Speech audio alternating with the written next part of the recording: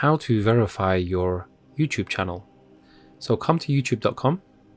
Once you're on the site, click on the thumbnail of your channel, and then just navigate your way down to where it says settings.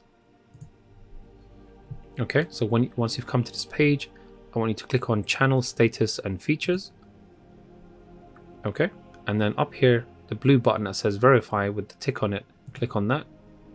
So here, depending on what country you're in, select the country, obviously, of where you are. I'm in the UK. I want to click on the United Kingdom. It gives you an option, call me with an automated voice message or text me. I'm going to click on text. Okay.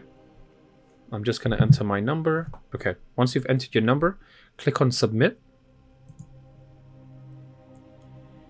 And then just wait for an SMS or a text message to come to your phone, and it'll give you a 6-digit code.